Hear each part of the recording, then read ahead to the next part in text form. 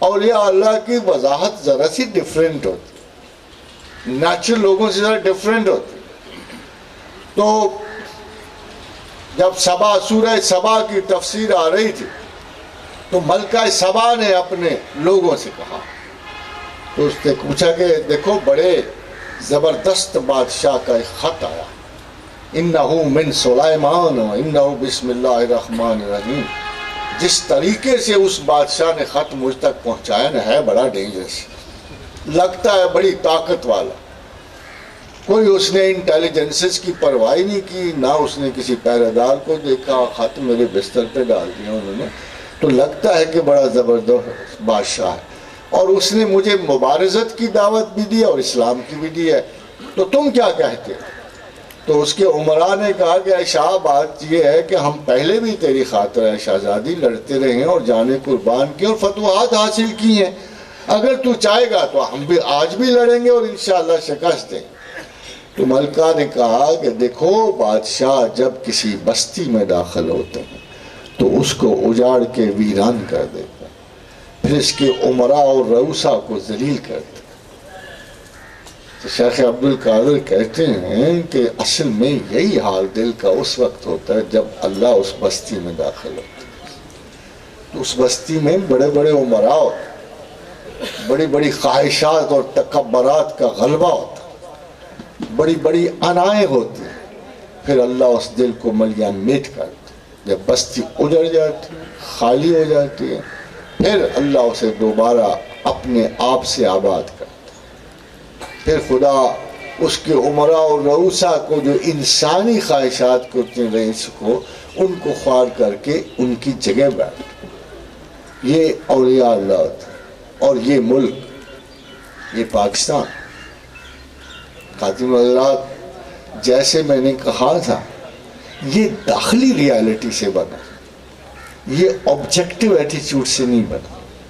Objective ایٹیچیوڈ یہ تھا، اور یہ بھی لوگ بڑے غلط سمجھتے ہیں کہ سلطان محمود اب غزنہ ادھر سے آئے اور مار دھاڑ کی اور چلے گئے. تھوڑا سا تاریخ میں پیچھے جانا پڑتا. راجہ جے چند نے 3 مرتبہ پشاور پہ حملہ کیا. اس کو علم تھا کہ پیچھے ٹرانسکشیانہ میں ایک بڑا جنگجو جو ہے حکمران ہے، تو اس سے پیشتر کہ محمود اب غزنہ مجھ پہ حملہ آور ہو. راجہ جے چند اس پہ جا کے پشاور کے قریب 2 بڑی خوفناک جنگیں ہوئی. دونوں جنگوں میں سلطان محمود اب غزنہ نے اسے شکست دی. جب دونوں جنگوں میں شکست ہوئی تو اس نے تیسری کی تیاری کی. اب اس کا بیٹا اننگ پال بھی اس کے شریک تھا، اور تیسری جنگ میں بھی سلطان محمود غزنہ نے اسے شکست دی.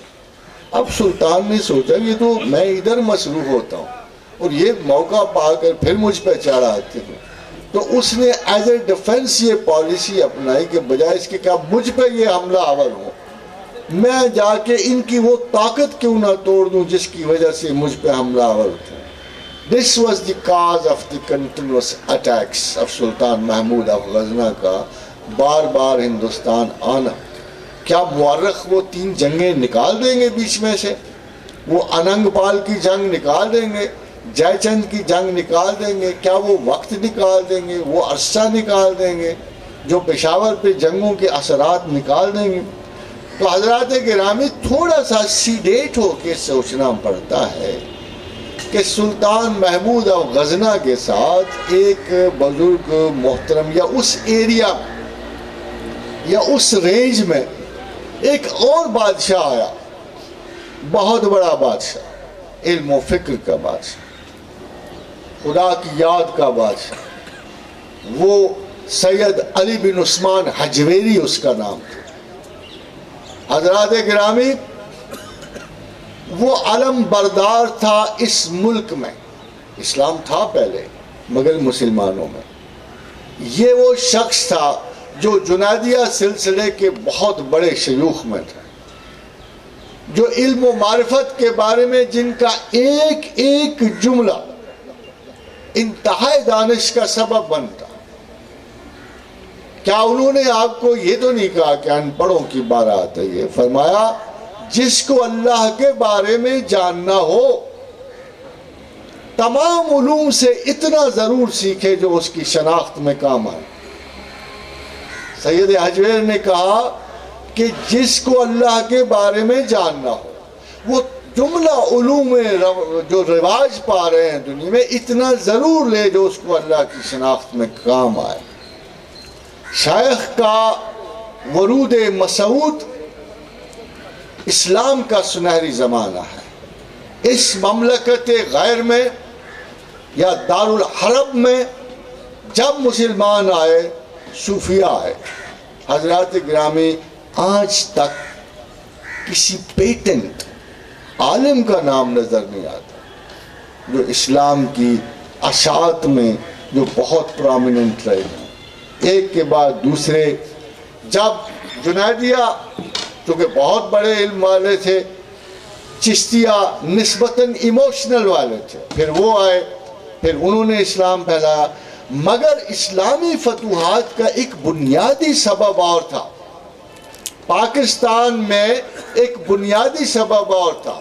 مملکت ہند میں اگر آپ غور کریں تو محمد غوری کے ساتھ خواجہ معین الدین چشتی اجمیری کا نام اٹیچ ہوتا ہے، یعنی ایک صوفی ایک سپاہی، ایک صوفی ایک سپاہی۔ سلطان غیاث الدین بلبن کے ساتھ خواجہ فرید الدین گنج شکر کا نام اس حد تک اٹیچ ہوتا ہے کہ روایت موجود ہے کہ خواجہ غیاث الدین بلبن نے اپنی بیٹی خواجہ فرید الدین کو بیعت دی۔ آگے آپ چلے، سلطان شمس الدین التتمش کے ساتھ خواجہ بختیار الدین کاکی کا نام وابستہ۔ وہ اتنا متقی بادشاہ تھا کہ ایک ولی کو اس کی گواہی دینی پڑی۔ جب اس کی گواہی دی تو شاہ نے کہا کہ اے شیخ امروز مرا پیش خلق رسوا کر دائی، کہ اگر آپ نہ بتاتے تو لوگوں کو میرے تقوی کا کیا پتہ لگتا۔ یہ نہیں کہا کہ آپ نے مجھے شہرت دی، کہا کہ اے شیخ آج تم نے لوگوں کے سامنے مجھے رسوا کر دیا۔ جہاں جہاں صوفی رہا وہاں سپہ سالار رہا، حتیٰ کہ خواجہ نظام کی سب سے قیمتی سوانح حیات جو ہے، ان کی روٹین کی لائف حضرت اعلیٰ سنجری نے لکھی، جو بہت بڑے فوجی جنرل تھے۔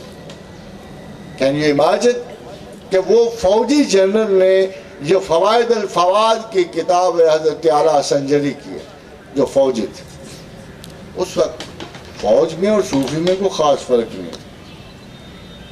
آج کل فوج کسی اور انداز میں نظر آتی رہی پچھلے کافی عرصے سے۔ فوجی نے بغاوت کی خدا کی یاد سے، ان کا بھی حشر دیکھ لو۔ صوفیوں نے بغاوت کی، ان کا بھی حشر دیکھ لو۔